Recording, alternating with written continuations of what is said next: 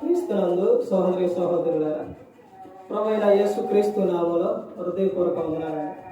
ముందుగా ఇంత మంచి సమయాన్ని ఇచ్చిన తండ్రి అయిన దేవునికి ప్రభువైన క్రీస్తు ద్వారా కృతజ్ఞతాస్తుతులు చెల్లిస్తున్నానండి. అందరూ బాగున్నారండి. అదేవిధంగా వాక్యం చదివి ఇచ్చిన శాంతి గారికి ప్రభు పేట హృదయపూర్వక వందనాలండి. వాక్యం చదువుకొని ప్రార్థన చేసుకున్న తర్వాత పాఠంలోకి వెళ్దామండి. లూకా గారు రాసిన సువార్త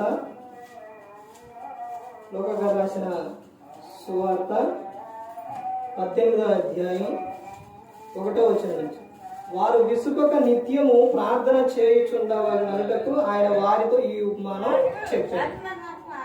ప్రార్థన చేస్తారు. పరలోకమందున్న మా తండ్రి, పరిశుద్ధ ప్రేమ గల తండ్రి, గొప్ప తండ్రి, యెహోవా తండ్రి, ప్రియకుమారుడు యేసు క్రీస్తు ప్రభువారి ద్వారా కృతజ్ఞతాస్తుతులు చెల్లిస్తున్నాము నాయన. ఆరాధన క్రమం అంతట్లో మీరే ముందు నడిపించండి నాయన.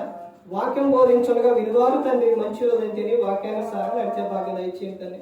వాక్యం బోధించుండగా ఈ లోక సంబంధమైన జ్ఞానంతో కాకుండా మీ జ్ఞానంతో మాట్లాడే భాగ్యం దయచేస్తారని మా ప్రభువైన యేసుక్రీస్తు నామమున వేడుకుంటున్నాం తండ్రి. ఆమేన్.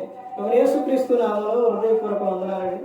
దేవుని కుమారుడు యేసుక్రీస్తు ప్రభువారు ఈ లోకానికి వచ్చిన తర్వాత పరలోక రాజ్యం సమీపిస్తుంది కనుక మారు మనసు పొందమని ప్రకటింప మొదలుపెట్టారు. అవశ్యం నిత్యం విసుకక నిత్యం ప్రార్థన చేయాలి. విసుకక నిత్యం ప్రార్థన చేయాలి. ఇక్కడ చెప్తున్న ఈ సందర్భం యేసుక్రీస్తు ప్రభువారు మీరు విసుకక నిత్యం ప్రార్థన చేయాలి అని చెబుతున్నారు. అంటే మనకు ఎటువంటి సమస్య అయినా బాధ అయినా ఏదైనా కానీ ఆయన చెబుతున్న విషయం ఏంటంటే విసుకక నిత్యం ప్రార్థన చేయాలి. ప్రార్థనలో శక్తి ఉంది. నువ్వు నాకు మొరపెట్టుము, నేను నీకు ఉత్తరం ఇచ్చేదను అని చెబుతున్నాను. ప్రతి ఒక్కరు కూడా గమనించుకోవాలి. ప్రతి ఒక్కరు తెలుసుకోవాల్సిన విషయం ఏంటంటే మనము నిత్యము కూడా ఏం చేయాలంటే ప్రార్థన చేసేవారిగా ఉండాలి. మన ప్రతి ఒక్క సమస్య కూడా ఆయనకు చెప్పుకున్నప్పుడు దేవుడు యేసుక్రీస్తు ప్రభువారి ద్వారా మన ప్రతి అవసరం కూడా ఆయన తీరుస్తాడు.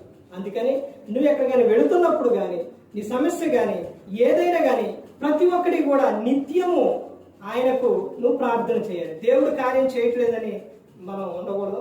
నిత్యము కూడా ఆయనకు మనం మొరపెట్టుకున్నప్పుడు దేవుడు యేసుక్రీస్తు ప్రభువారి ద్వారా మన ప్రతి అవసరం కూడా తీరుస్తుంది. మరి ఈ విధంగా పెట్టి మాట్లాడించిన తండ్రి అయిన దేవునికి కృతజ్ఞతాస్తుతులు చెల్లిస్తూ ఎంతవరకు శ్రద్ధగా మీ ప్రభు పేరు నా హృదయపూర్వక వందనాలు చెల్లిస్తూ ఈ మాటలు అందరికీ వందనాలు.